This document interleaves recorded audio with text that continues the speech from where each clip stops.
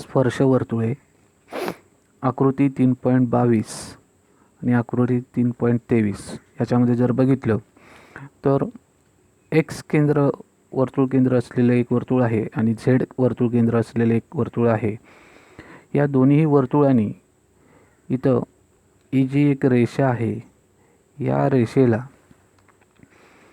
Y या एकाच बिंदूमध्ये छेदलेलं आहे. म्हणजे दोन्ही वर्तुळांनी रेषेच्या वाय या फक्त एक आणि एकाच बिंदूमध्ये छेदलेला आहे.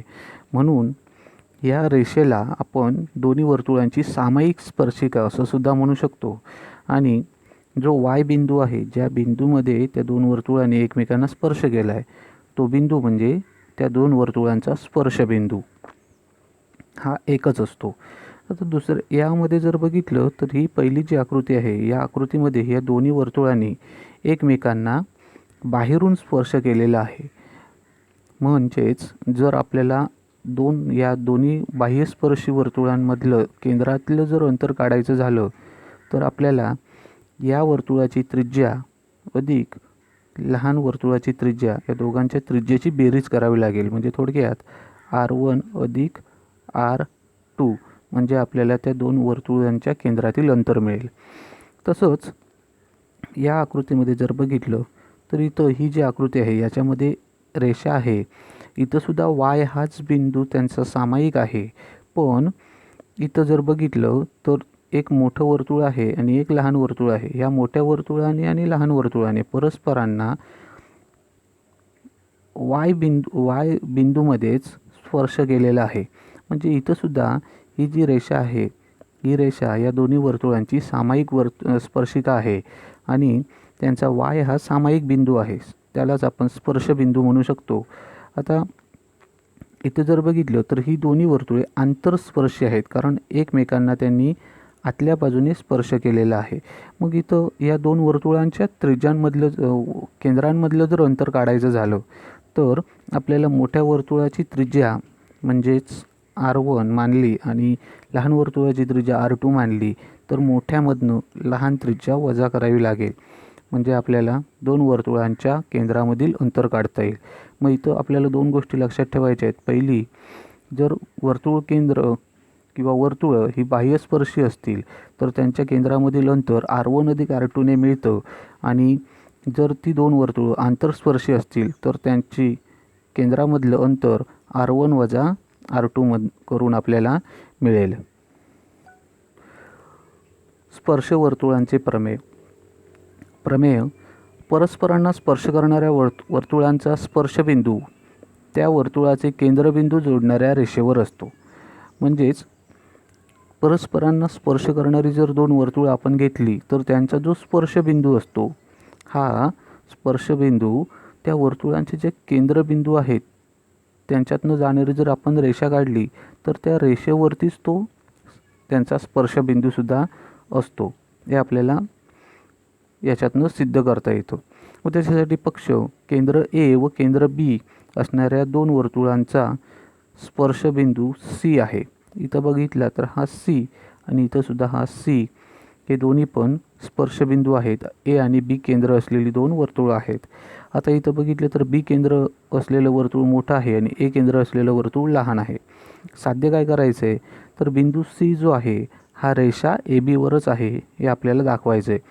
मग सिद्धता, समजा रेषा L ही वर्तुळाची बिंदू C मधून जाणारी सामायिक स्पर्शिका आहे. आता रेषा L जर विचारात घेतली इथंसुद्धा आणि इथंसुद्धा तर एकच रेषा आहे. ही रेषा दोन्ही वर्तुळांना एकाच C या बिंदूमध्ये स्पर्श करते. आता रेषा L ही C बिंदूमधून जाणारी एकच स्पर्शिका आहे. म्हणून रेषा L लंबरेख AC. आता L जी आहे ही रेषा L,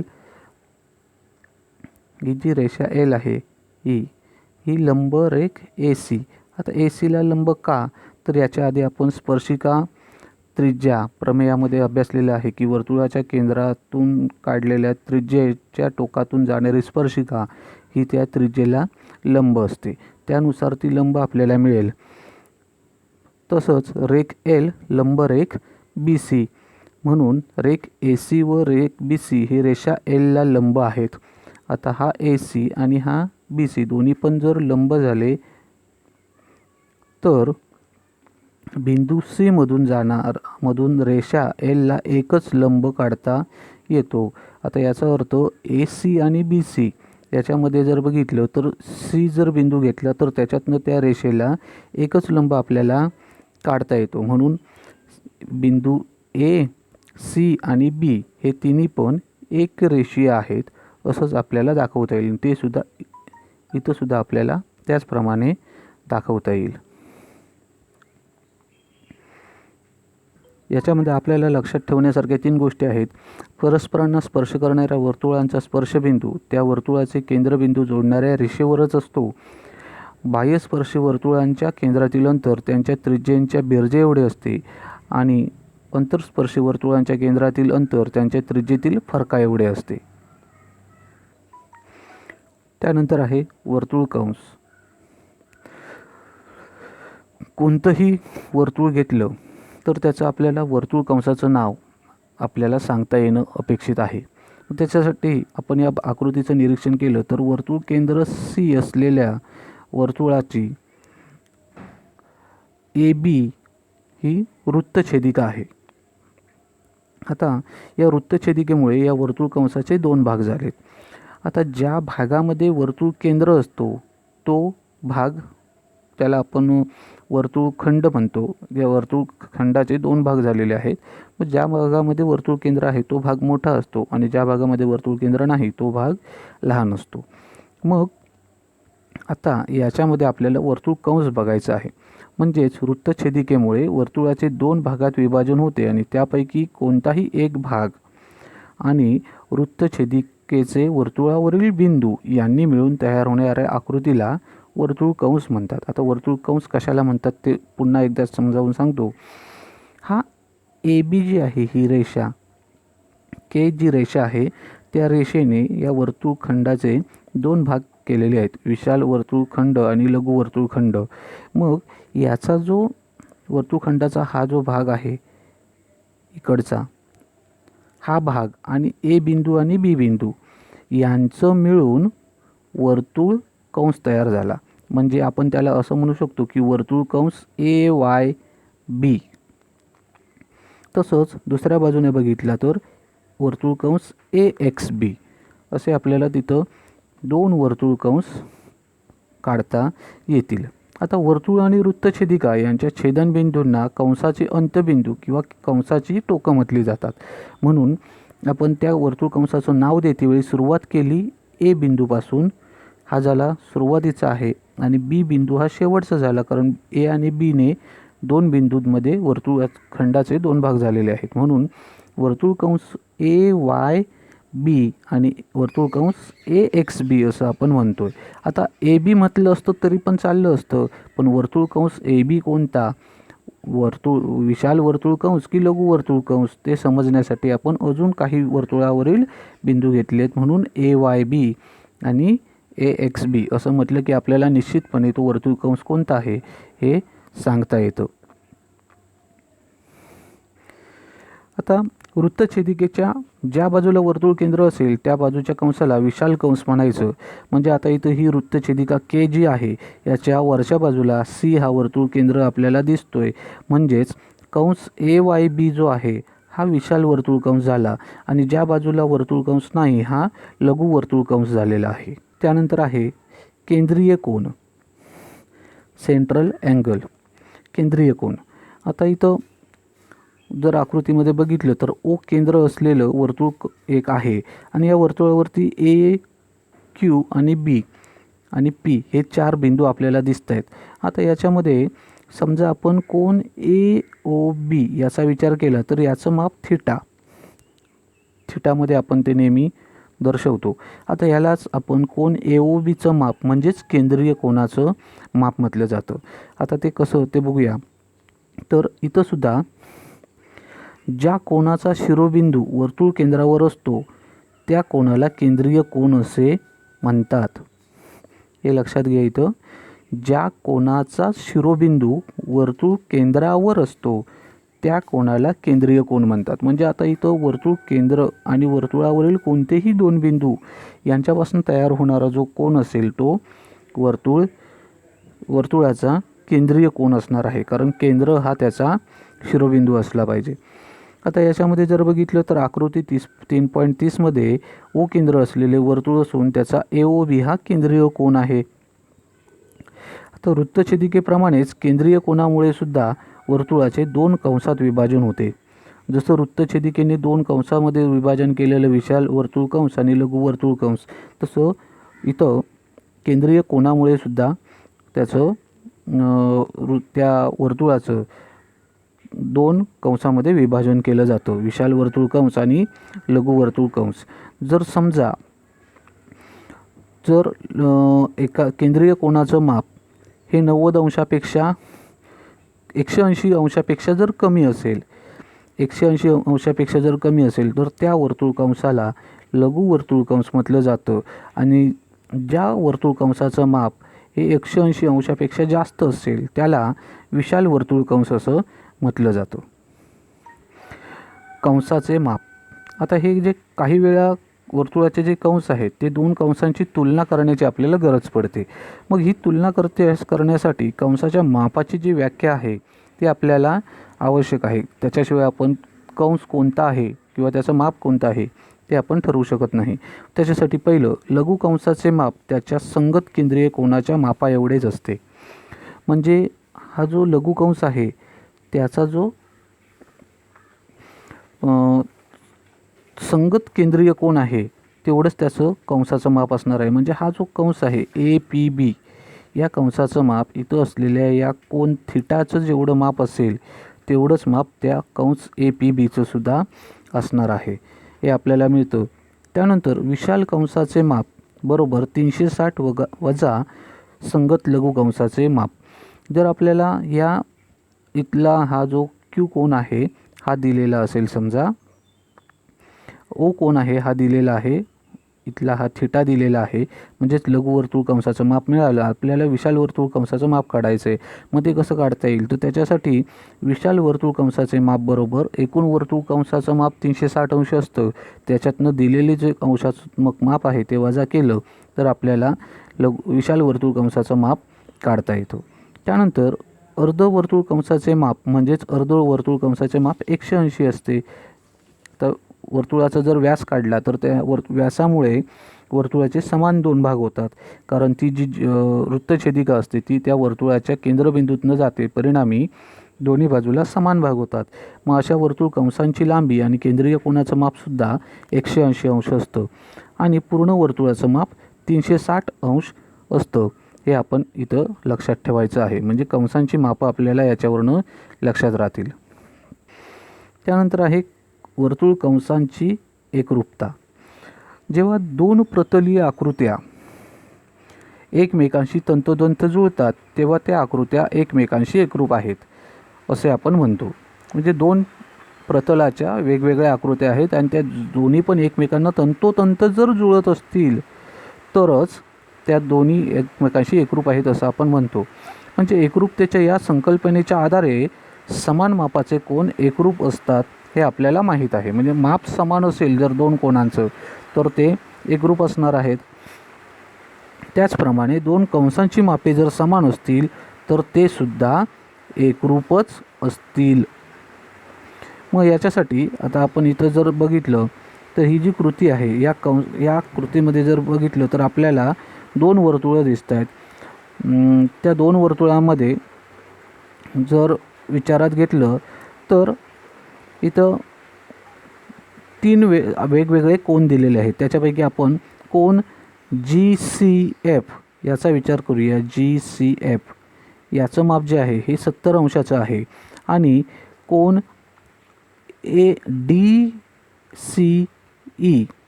DCE याचं सुद्धा माप 70 अंशाचं आहे. आता इथं हा दोन्ही पण केंद्रीय कोन आहे, दोघांचंही माप 70 अंश आहे, म्हणून कोन GCF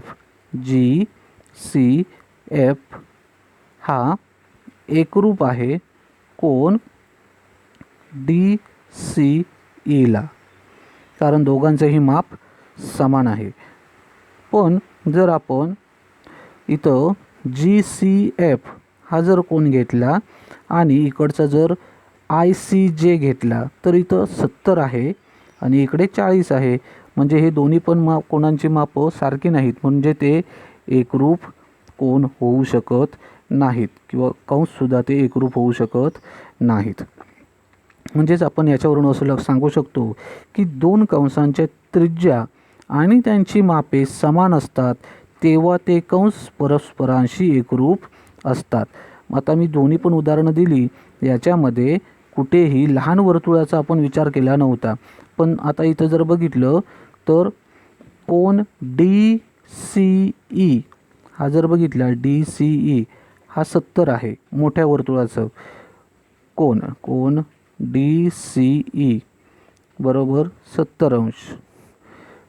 पण तेवढंच माप कोन ACBचं सुद्धा आहे, म्हणून ते कोन दोन्ही पण एकरूप होतील. पण ते जे कंस आहेत हे मात्र एकरूप होणं शक्य नाही, कारण लहान वर्तुळाची त्रिज्या मोठ्या वर्तुळाच्या त्रिज्येपेक्षा कमी आहे. परिणामी तिथं वर्तुळ कंसाची लांबीसुद्धा कमी होणार आहे.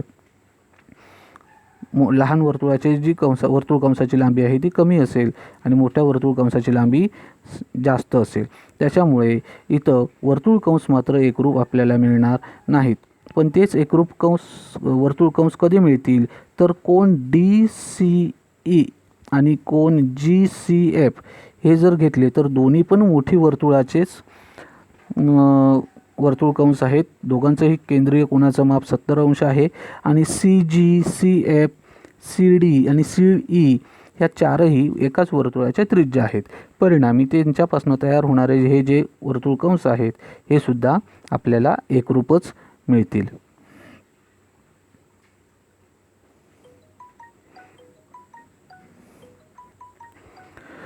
कंसांच्या मापांच्या बेरजेचा गुणधर्म. इथं एक आकृती दाखवलेली आहे. या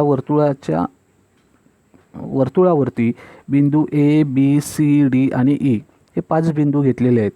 आता याच्यामध्ये जर आपण बघितलं तर कंस ABC हा जो कंस आहे ABC इथपर्यंत हा कंस आणि कंस CDE यांच्या जर मापांची बेरीज केली तर ती आपल्याला कंस ACE एवढी मिळणार आहे. कारण जो पहिला आपण बघितला ABC याच्यामधला हा शेवटचा बिंदू होता C आणि दुसरा कंस बघितला CDE याच्यामध्ये पुन्हा C हा एक बिंदू आपल्याला सामायिक दिसतो. आता याचा अर्थ C हा बिंदू सामायिक झाला दोन्ही कंसांचा, म्हणून त्यांची जर बेरीज केली तर ती आपल्याला डायरेक्ट ACE या कंसाच्या मापा एवढीच मिळणार आहे, कारण C हा दोन्ही कंसांचा सामायिक बिंदू होता.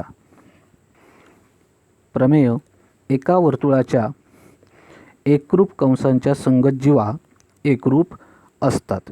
हे आपल्याला प्रमेय आहे की एक वर्तुळ असेल किंवा एकरूप वर्तुळ जर असतील दोन वेगवेगळी, तर त्यांच्या एकरूप कंस जर असतील तर त्यांच्या ज्या संगत जीवा असणार आहेत त्या एकरूप असतात. याच्यासाठी पक्ष B केंद्र असलेल्या वर्तुळात कंस APC हा कंस आणि DQE हे जे दोन कंस आहेत हे एकरूप आहेत. आपल्याला साध्य काय करायचं आहे तर जीवा AC आणि जीवा DE ह्या एकरूप दाखवायच्या आहेत. मग या एकरूप दाखवण्यासाठी आपल्याला सिद्धता खाली दिलेल्या जागेचा जर विचार केला तर आपल्याला तिथं काहीतरी गोष्टी भराव्या लागतील, म्हणजे ती सिद्धता पूर्ण करता येईल. मग त्याच्यासाठी त्रिकोण ABCचा आपण विचार केला. ABC आणि त्रिकोण DBE. इथं संगत बघा, A ला संगत D, B ला B आणि C ला E घेतलेला आहे संगत. मग याच्यामध्ये बाजू AB एकरूप बाजू DB, कारण एकाच वर्तुळाच्या त्रिज्या आहेत, एकाच वर्तुळाच्या त्रिज्या असल्यामुळे त्या दोन्ही पण एकरूप मिळत आहेत. त्याचबरोबर पुन्हा बाजू BC ही बाजू आणि बाजू BE यासुद्धा BC आणि BE यासुद्धा एकाच वर्तुळाच्या त्रिज्या असल्यामुळे त्या एकरूप मिळतील. पुन्हा पुढे कोन ABC एकरूप कोन DBE. आता एकरूप कंसांची व्याख्या आहे त्यानुसार आपल्याला ते दोनही कोन काय मिळत आहेत, एकरूप मिळत आहेत. कारण याच्या आधीच आपण बघितलं की जर वर्तुळ केंद्रीय कोनाचं मापानुसार जर दिलेले दोन कोन एकरूप असतील आणि जर त्यांच्या त्रिज्या ज्या आहेत त्या समान असतील तर त्यांनी अंतर्भूत केलेले जे कंस आहेत त्यांची मापंसुद्धा समान असतात. पण आता इथं आपल्याला विचार करावा लागेल की कंसांची मापं सारखी दिलेली आहेत पक्षमध्ये, जे कंस एकरूप असतील तर त्यांचे केंद्रीय कोनसुद्धा एकरूप असणार आहेत. त्या गुणधर्मानुसार एकरूप कंसांच्या व्याख्येनुसार कोन ABC एकरूप कोन DBE हे आपल्याला मिळालं. म्हणजे ही बाजू इकडची हा B कोन इथं BA, BC, BD आणि BE या त्रिज्या झाल्या आणि BA आणि BC यांनी समाविष्ट केलेला कोन ABC, BD आणि BE यांनी समाविष्ट केलेला DBE हा कोन यांचा जर एकत्रित विचार केला तर बा या कसोटीनुसार हे दोन्ही पण त्रिकोण आपल्याला एकरूप मिळतील. बा या कसोटीनुसार दोन्ही त्रिकोण आपल्याला एकरूप मिळणार आहेत. मग जर दोन त्रिकोण एकरूप असतील तर त्यांच्या संगत बाजूसुद्धा एकरूप असतात. म्हणून जीवा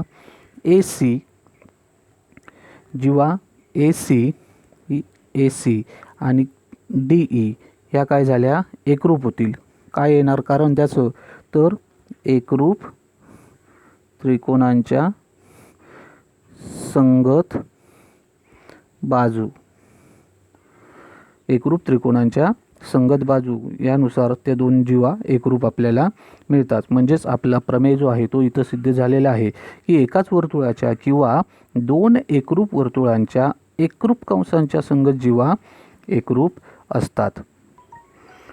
याचप्रमाणे प्रमेय आहे एकाच वर्तुळाच्या किंवा एकरूप वर्तुळांच्या एकरूप जीवांचे संगत कंस एकरूप असतात. आता संगत कंस एकरूप दाखवण्यासाठी आपल्याला पक्ष दिलेला आहे रेख PQ आणि रेख RS ह्या केंद्र O असलेल्या वर्तुळाच्या एकरूप जीवा आहेत PQ आणि RS. आता साध्य तुम्हाला सिद्धता लिहिण्यासाठी सांगितलेली आहे. याच्यासाठी आपण इथं वरचा जो प्रमेय आहे याचा वापर इथं आपण थोडक्यात करू शकतो. याच्यामध्ये सांगितलं आहे बघा की दोन कंस एकरूप असण्यासाठी त्यांच्या त्रिज्या आणि मापे समान असावी लागतात. आता दोन कंस एकरूप असण्यासाठी त्यांची त्रिज्या आणि माप समान असणं गरजेचं आहे. आता जर इथं बघितलं तर OP हा जो OP आहे, OS आहे, OQ आहे, OR आहे, ह्या एकाच वर्तुळाच्या त्रिज्या आहे. त्याच्यामुळे त्रिज्यांची मापं तर समान झाली. मग आता या कोनाबद्दल काय सांगता येईल, तर त्याच्यासाठी याच्या आधीच आपण जो अभ्यासलेला प्रमेय आहे त्याचा विचार करू शकतो की एकाच वर्तुळाच्या एकरूप कंसांच्या संगत जीवा एकरूप असतात. आता इथं आपल्याला सांगितलेलं आहे पक्षामध्ये की जीवा एकरूप आहेत, याचा अर्थ त्यांच्या जे एकरूप कंस आहेत त्यांचे जे कंस आहेत, संगत कंस आहेत, ते सुद्धा एकरूप असणार आहेत. आणि कंस एकरूप असतील तर अजून आपण म्हणू शकतो की त्यांचे जे कोन आहेत ते सुद्धा एकरूप असणार आहेत. याचाच वापर करून आपण ही सुद्धा सिद्धता लिहू शकतो की एकाच वर्तुळाच्या एकरूप जीवांचे संगत कंस एकरूप असतात. हे तुम्हाला या दिलेल्या माहितीनुसार या माहितीचा वापर करून तुम्ही ही सिद्धता लिहायची आहे. यानंतरचा भाग आहे आंतरलिखित कोन, इन्स्क्राइब्ड अँगल. आता इन्स्क्राइब्ड अँगल याच्यामध्ये जर बघितलं तर आकृतीमध्ये बघितलं तर केंद्र C असलेले एक वर्तुळ आहे आणि कोन PDQचा शिरोबिंदू D हा वर्तुळावर आहे. कोन आपण घेतलेला आहे, आता इथं केंद्रीय कोन नाही आहे, हा PDQ आहे आणि D जो शिरोबिंदू आहे हा वर्तुळावरचा आहे. आता कोणाच्या भुजा DP आणि DQ वर्तुळाला अनुक्रमे A आणि B या बिंदूमध्ये छेदतात अशा कोणाला वर्तुळात किंवा कंसात आंतरलिखित केलेला कोन असं म्हणतात. वर्तुळात किंवा कंसात म्हणजे आता जर विचार केला तर हा कोन PDQ याचा जर विचार केला तर या भुजा आहेत त्यांनी A आणि B इथं वर्तुळांना छेदलेलं आहे.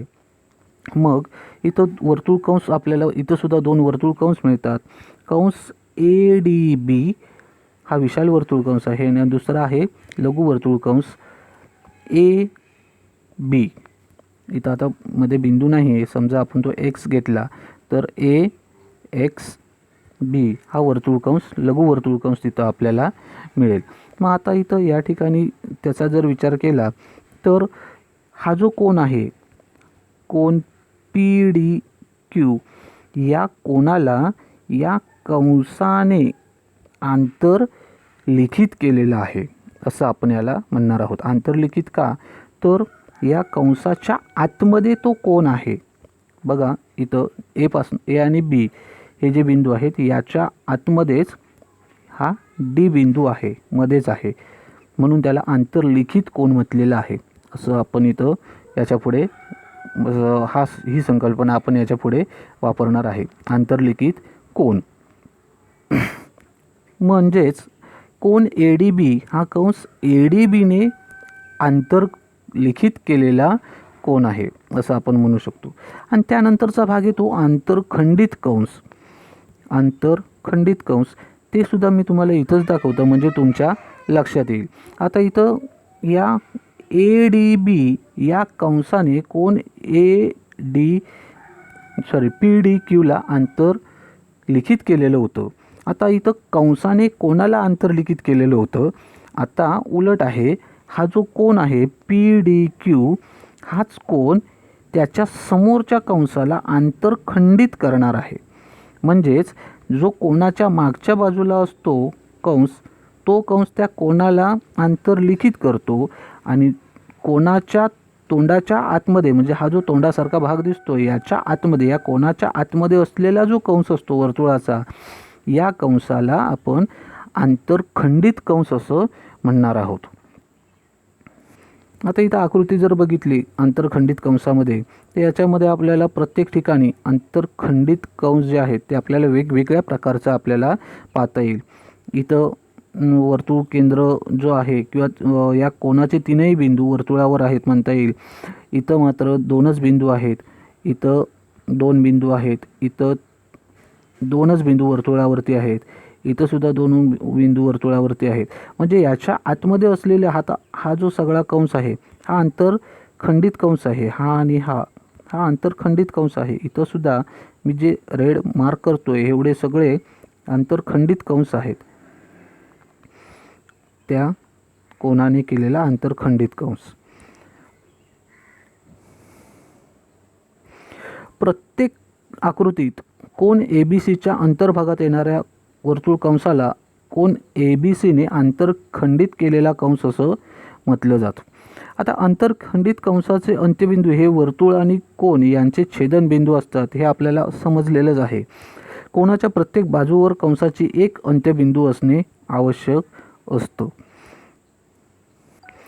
यानंतर आहे आंतरलिखित कोनाचे प्रमेय.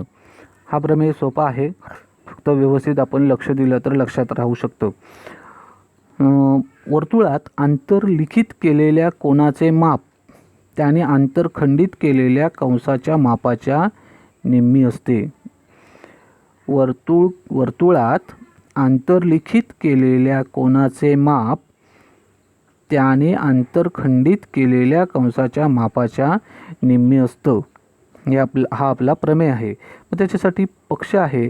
O केंद्र असलेल्या वर्तुळात कोन BAC हा कंस BAC मध्ये आंतरलिखित केलेला आहे. बघा इथं कोन BAC या कोनाला कंस BACने आंतरलिखित केलेला आहे आणि त्या कोनामुळे कंस BDC आंतरखंडित झालेला आहे. आता इथं दाखवतो तुम्हाला, हा कंस BDC हा कोन BACमुळे अंतर खंडित झालेला आहे. आपल्याला साध्य काय करायचं आहे, तर कोन BACचं माप हे माप कंस BDC जो आहे, हा BDC याच्या निम्म आहे, हे आपल्याला सिद्ध करायचं आहे. मग त्याच्यासाठी आपल्याला थोडीशी रचना करावी लागेल. ती रचना अशी की किरण OA काढला व वर्तुळाला तो E बिंदूमध्ये छेदतो आणि त्रिज्या OC काढली. आता किरण OA हा जर काढला किंवा AO काढला, A पासून येणारा किरण काढला, हा वर्तुळाला E बिंदूमध्ये इथं छेदतोय आणि त्रिज्या OC आपण ही काढली. ही झाली आपली रचना. मग आता इथं आपल्याला या रचनेचा वापर करून सिद्धता लिहायची आहे. आता त्रिकोण AOCचा विचार करूया. त्रिकोण AOC या त्रिकोणाचा विचार केला तर त्याच्यामध्ये बाजू OA एकरूप बाजू OC, कारण एकाच वर्तुळाच्या त्या दोन्ही पण त्रिज्या आहेत. मग पुढे कोन OAC एकरूप कोन OCA, हे दोन्ही पण कोन एकरूप मिळतात. OAC आणि OCA हे एकरूप मिळण्याचं कारण की एकरूप बाजूंसमोरील कोन एकरूप असतात. समद्विभुज त्रिकोणाचे प्रमेयानुसार एकरूप बाजूंसमोरील कोन हे एकरूप असतात. आता कोन OAC बरोबर कोन OCA बरोबर x मानला आपण, म्हणून आपण इथं बघितलं तर हे x लिहिलेले आहेत, कारण दोन्ही कोनांची किंमत आपण प्रत्येकी x मानलेली होती. मग त्यानुसार आता त्रिकोण कोन EOC हा EOCचा जर विचार केला तर कोन EOC बरोबर कोन OCA अधिक कोन OAC. आता हा जो आपण कोनाचं माप लिहिलं, हे कशावरनं लिहिलं तर त्रिकोणाच्या बाह्य कोनाचे प्रमेय. आपण मागील इयत्तेमध्ये हा अभ्यासलेला आहे. त्रिकोणाच्या बाह्य कोनाचं माप हे त्याच्या दूरस्थ आंतरकोनांच्या बेरजे एवढं असतं. म्हणून आधीच आपण तो x मानलेला होता, मग x अधिक x म्हणून इथं आपल्याला 2x मिळालेला आहे. कोन EOCचं माप 2x, म्हणून इथं हे 2x आपण लिहिलेलं आहे. पुढे कोन EOC हा केंद्रीय कोन आहे. कोन EOC हा केंद्रीय कोन झाला. म्हणजे केंद्रीय कोन जर असेल तर त्याच्या समोरच्या कंसाचं मापसुद्धा केंद्रीय कोना एवढंच असतं. हे याच्या आधीच्या प्रमेयांमध्ये आपण अभ्यासलेलं आहे. म्हणून माप कंस EC बरोबर 2x, कारण कंसाच्या मापाची व्याख्या आपण बघितलेली आहे. त्यानुसार माप कंस EC याचं मापसुद्धा 2x आपल्याला मिळतं. आता हे झालं समीकरण नंबर 2. आता समीकरण 1 आणि समीकरण 2 याच्यावरून जर आपण विचार केला तर कोन OAC बरोबर कोन EAC बरोबर 1/2 माप कंस AC. आता OAC आणि EAC हा EAC या आणि हा OAC या दोघांचंही माप हे कंस जो आहे EC हा कंस याच्या निम्म आहे, हे आपल्याला त्याच्यावरनं लक्षात येतं. हे झालं समीकरण नंबर 3. याचप्रमाणे त्रिज्या OB आपण काढली. समजा इकडे त्रिज्या OB काढली तर त्याच्यावरनं कोन EAB बरोबर 1/2 माप कंस BE हे सुद्धा सिद्ध करता येईल. या इथं जसं सिद्धता दिली तशीच आपल्याला सिद्ध करता येईल. म्हणजे हे झालं विधान नंबर 4. आता विधान 3 आणि 4 याचा जर एकत्रित विचार केला तर कंस EC आणि कंस BE या दोघांची जर बेरीज केली तर आपल्याला एकूण काय मिळणार आहे तर BEC कंसांच्या बेरजेचा गुणधर्म. यानुसार आपल्याला कंस BE अधिक कंस EC बरोबर कंस BEC असं आपल्याला मिळेल. म्हणून कंस EAC अधिक EAB बरोबर 1/2 मापकंस EC अधिक 1/2 मापकंस BE. हे केल्यानंतर आपल्याला मिळतं की कोन BAC, कोन BAC. मग कोन BACचं जे माप आहे ते काय येणार, तर इथं असलेला हा 1/2 हा दोन्हीकडे सामायिक आहे, तो आपण सामायिक बाहेर घेतला तर शिल्लक काय राहिलं, तर मापकंस EC अधिक मापकंस BE. आता EC अधिक BE याच्यामध्ये E बिंदू जो आहे हा आपल्याला सामायिक मिळतोय. मग E बिंदू सामायिक असल्यामुळे आपण डायरेक्ट लिहू शकतो की कोन BAC बरोबर 1/2 मापकंस BEC बरोबर 1/2 मापकंस BDC. हे विधान नंबर 5. आता BEC लिहा नाहीतर BDC लिहा, कोणतेही 3 बिंदू घेतलेले आहेत पण ते वर्तुळावरचाच बिंदू असणं आवश्यक आहे, म्हणून आपण इथला हा D बिंदू वापरला, BDC. हे आपल्याला मिळालं. आता इथं लक्षात घेण्याची गोष्ट अशी की वर्तुळात आंतरलिखित केलेला कोन आणि वर्तुळ केंद्र यासंबंधी 3 शक्यता संभवतात. म्हणजे वर्तुळात आंतरलिखित केलेला कोन जो असतो आणि वर्तुळाचं केंद्र यासंबंधी 3 शक्यता येतात. एक म्हणजे वर्तुळ केंद्र कोनाच्या भुजेवर असू शकतं, किंवा वर्तुळ केंद्र अंतर्भागात असेल, किंवा वर्तुळ केंद्र त्या कोनाच्या बाह्य भागात असू शकतं. यापैकी पहिल्या 2 शक्यता आहेत 3 व 4 मध्ये सिद्ध झालेल्या आहेत. इथं विधान नंबर 3 आणि विधान नंबर 3 व 5 मध्ये सिद्ध झाले. हे विधान नंबर 3 आणि हे विधान नंबर 5 याच्यामध्ये आपल्याला त्या दोन्ही शक्यता मिळालेल्या आहेत. कारण इथं वर्तुळ केंद्र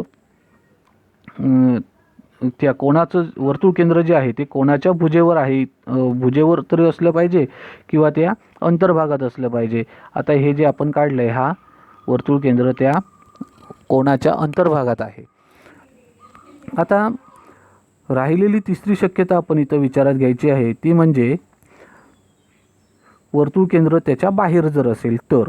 मग अशा वेळी कोन BAC, आता हा कोन BAC याचा जर विचार केला तर इथं वर्तुळ केंद्र ह्या कोनाच्या बाहेर आहे, म्हणून कोन BAC बरोबर BAE, कोन BAE वजा कोन CAE.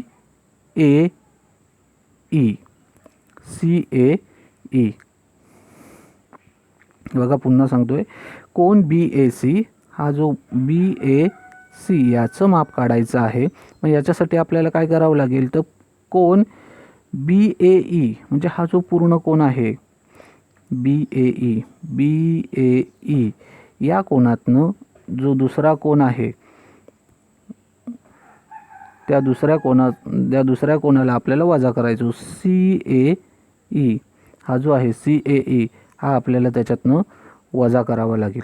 मग वजा केल्यानंतर आपल्याला काय मिळेल, तर BAC शिल्लक राहणार आहे. मग त्याच्यावरनं वरती जसं लिहिलं तसं कोन BAEचा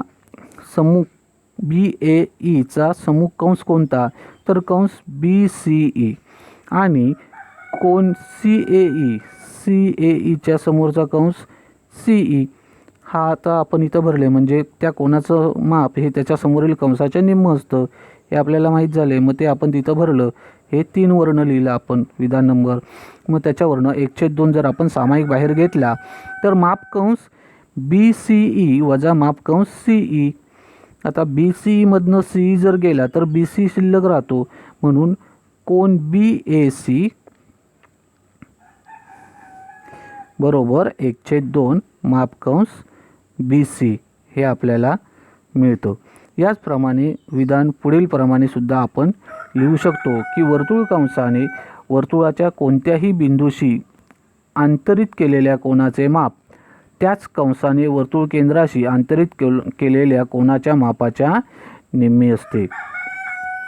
हाच गुणधर्म आपण पुन्हा असा लिहू शकतो की वर्तुळ कंसाने वर्तुळाच्या कोणत्याही बिंदूशी आंतरित केलेल्या कोनाचे माप त्याच कंसाने वर्तुळ केंद्राशी आंतरित केलेल्या कोनाच्या मापाच्या निम्म असतं.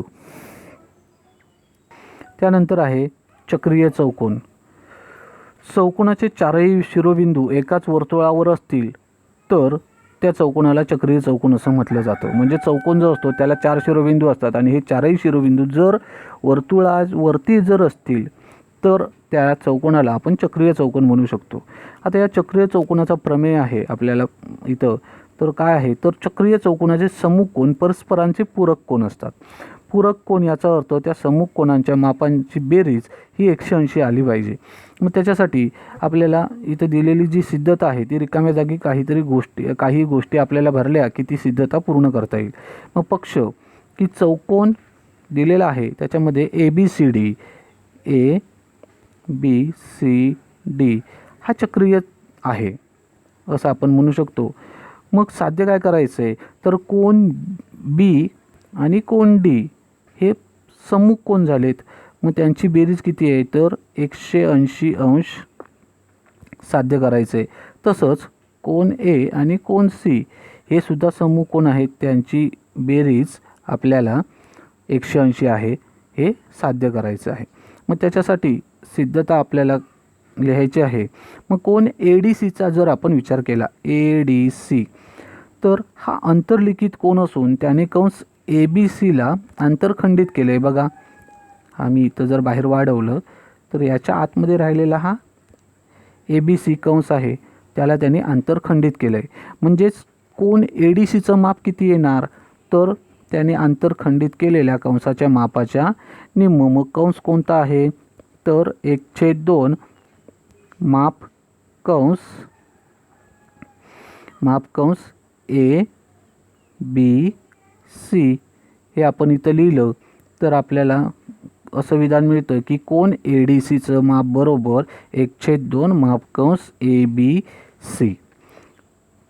तसंच आपण कोन ABC हा जो आहे हा आंतरलिखित कोन असून त्याने कंस ADCला अंतरखंडित केला आहे.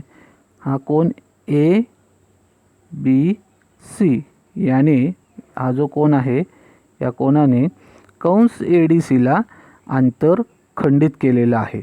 मग त्याच्यावरून त्याचंसुद्धा माप आपण लिहू शकतो की कोन ABC बरोबर 1/2 माप कंस ADC. हे आता विधान नंबर 2 आणि हे आपलं विधान नंबर 1. आता या दोघांची ही जर बेरीज केली तर काय येतं बघूया. तर कोन ADC हा इथला आणि हा कोन ABC या दोघांची बेरीज म्हणजे डाव्या बाजूची बेरीज केली तर उजवीकडची सुद्धा आपल्याला बेरीज करावी लागेल. म्हणजे आपल्याला इथं काय मिळणार आहे तर 1/2. आता ADCचं माप काय होतं तर 1/2 माप कंस ABC. माप कंस ABC अधिक माप कंस 1/2 माप कंस ADC हे 1 आणि 2 विधानवरून आपण लिहिलं. मग त्याच्यामधला 1/2 जर सामायिक बाहेर काढला तर ABC आणि ADC याच्यामध्ये 1/2 सामायिक बाहेर काढलं तर मग शिल्लक काय राहिलं तर माप कंस ABC अधिक माप कंस ADC हे 2 आपल्याला मिळालेत. आता ADC आणि ABC यांचा जर एकत्रित जर बेरीज केली तर संपूर्ण वर्तुळ तयार झालेलं दिसतं. आणि याच्या आधीच या प्रकरणाच्या सुरुवातीला आपण बघितलं की संपूर्ण वर्तुळ कंसाची लांबी जी असते किंवा माप जे असतं ते 360 असतं. म्हणून आपण काय लिहू शकतो तर 1/2 गुणिले 360 बरोबर 1/2 गुणिले 360 हे कशावरून लिहिलं तर माप कंस ABC आणि माप कंस ADC मिळून पूर्णपणे वर्तुळ तयार होतं. मग संपूर्ण वर्तुळ कंसाचं माप हे 360 असतं. मग आता 1/2 आहे 1/2 गुणिले 360 मग ह्या 2ने जर इथं भागाकार घातला तर आपल्याला 180 हे मिळतं. त्याचप्रमाणे आपण कोन A अधिक कोन C हे सुद्धा 180 अंश हे सिद्ध करता येईल. त्यानंतर अजून 2 प्रमेय आहेत. चक्रीय चौकोनाचे प्रमेयाचे उपप्रमेय. चक्रीय चौकोनाचे बाह्य कोन त्याच्या संलग्न कोनाच्या सम्मुख कोनाशी एकरूप असतो. हे तुम्हाला सिद्धता लिहायची आहे. त्यानंतर चक्रीय चौकोनाच्या प्रमेयाचा व्यत्यास. चौकोनाचे सम्मुख कोन पूरक असतील तर तो चक्रीय चौकोन असतो. हे प्रमेय लक्षात ठेवा, ते तुम्हाला सिद्ध करायचे आहेत. वरती जसं आपण सिद्ध केलं त्याचप्रमाणे आपल्याला ते सुद्धा सिद्ध करता येतं. त्यानंतर रेषेचे दोन भिन्न बिंदू त्या रेषेच्या एकाच बाजूला असणाऱ्या दोन भिन्न बिंदूंशी एकरूप कोन निश्चित करत असतील तर ते चार बिंदू एकाच वर्तुळावर असतात. हे आपल्याला सिद्ध करायचं आहे. त्याच्यासाठी आपल्याला इथं पक्ष दिलेला आहे की बिंदू बी व बिंदू सी हे रेषा एडीच्या एकाच बाजूला आहेत. हा बी इकडचा, हा कोन बी आणि हा कोन सी हे एकाच बाजूला आहेत आणि कोन ABD आणि ACD हे एकरूप आहेत. ते त्याच्यावरून साध्य काय तर बिंदू ABCD एकाच वर्तुळावर आहेत. म्हणजेच चौकोन ABCD हा चक्रीय आहे हे आपल्याला सिद्ध करायचं आहे. त्याच्यासाठी सुद्धा आपल्याला अप्रत्यक्ष सिद्धता देता येऊ शकते. त्याचा वापर करून तुम्ही हा प्रमेय सिद्ध करायचा आहे.